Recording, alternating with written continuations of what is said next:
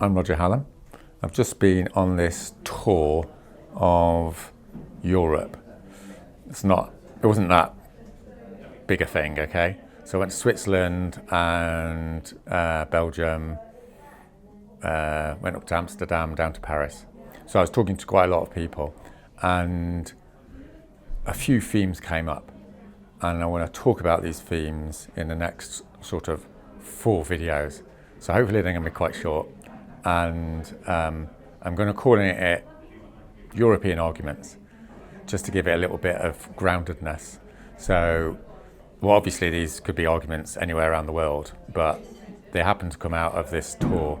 And I just want to sort of survey the landscape on what these arguments are about and give a particular take on them. Obviously I'm talking for myself primarily, but I'm hoping that a lot of these arguments are getting won, as I would put it, around the world at the moment. And I think what they do is they basically cover these big changes that we need to change in activist culture, in radical culture, or whatever we want to call it, in order to actually get this job done, which is mass mobilization to structurally change the global economy in the next 12 months, right? I mean, that's what we're looking at now. Sounds fantastical, but that's what the science says. So we need to be ruthlessly analytical and risk-taking in order to get to a space where this is going to hopefully happen. So the first one, so this one, it's about money. Okay, so what can we say about money? So the issue obviously is there's all these people who are potentially going to give us money. So that covers a multitude of sins, but some of them are rich, some of them are capitalists, and some of them get money from rich people who are capitalists. Is this a problem?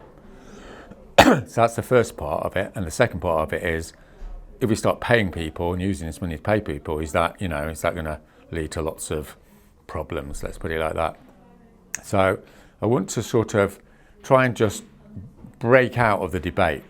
These debates have been going on a long time, but I want to break out of the debate by making this really clear, decisive point, which is we're in an emergency, right? This means we have to take these risks. An emergency means if we get it wrong, it's over, right? We're having social collapse, we're having fascism, it's going to be beyond awful. We're returning to the worst parts of the 20th century, if we're lucky, and if we're unlucky, we're all going to go extinct. So we've got to start getting a little bit more of a grip on what's important and what isn't, what risks we can take and what risks aren't that important. So my proposition is, if we look at it from that reality, taking money, yeah, we've got to take it. And it doesn't matter that it comes from someone rich. That's just a virtue thing. It's like, I don't want to be associated with these rich people. That doesn't matter. I mean, it might matter in 1990 or something, or year 2000. It doesn't matter in 2019. We need that money to grow the movement. So let's just take it. That's the fundamental point. But there's something else going on as well, which is the people that are giving the money are making a similar risk. They believed in the system, and then, for the sake of argument, there's all these forest fires in California, and they're all shitting themselves. So it's not like we're dealing with some, appropriating corporate capitalist routine. We're dealing with people that are crying at night the same as we are. Rich people don't want to die as well. Rich people care about their kids. So something fundamental, structural is changing here in the global social structure. Though all those old stories, those left-wing stories have had, well, maybe they're still correct, but there's good evidence to show that they're not, which is the climate crisis affects everyone, including these super rich people. So what does this super rich person do, right? I mean, what do we want them to do? Commit suicide and burn all their money? No, what we want them to do is do the decent thing, ring us up and give us that £1 million, because we need it, because money is necessary. Okay, so now I'm going to look at the other side of the equation, which is, again, the 200-year debate, whatever.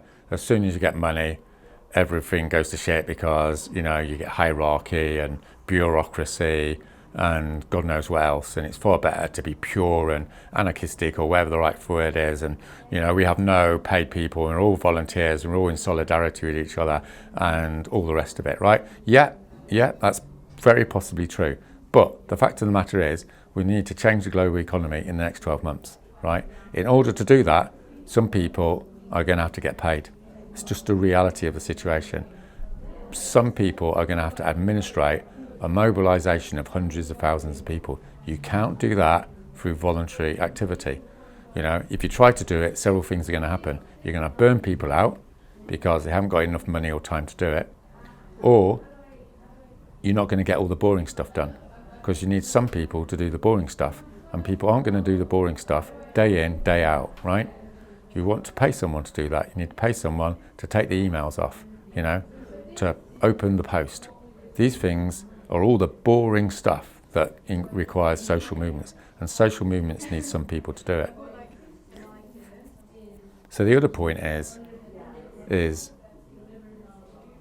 not actually right anyway, right? This idea that you don't have hierarchy and all the rest of it if everyone's a volunteer, it's actually bollocks in my opinion, because what it means is people that have got the time end up making the decisions, right? End up doing stuff and becoming powerful. And it's no surprise that the people that have got the time are older people and middle class people. So there's this idea of sort of egalitarian sort of paradise because no one's getting paid. It's just empirically not correct.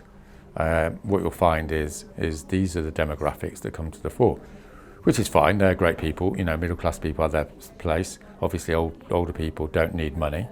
But why are you excluding younger people who simply cannot work full time if they can't pay the rent?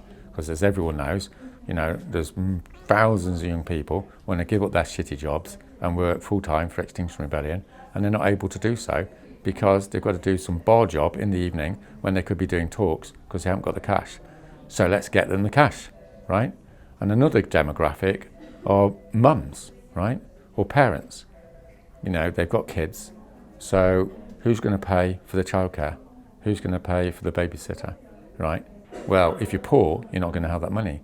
So let's give those people some money so that they can do what they're crying out to do, which is to work full time for Extinction Rebellion or whatever movement we're talking about, I guess, in so much as this applies to other climate change movements. So put all those things together and, dare I say it, it's a no-brainer. We've got to take the money. It's an emergency. And that's the first and last point to be made here. It's an emergency. This is real. I know nothing drastically horrible has happened, to Western societies for the last 30 years in the wider scheme of things, but it is. We're facing fascism. So let's focus on that and then do what's necessary. That's it. That's the first one.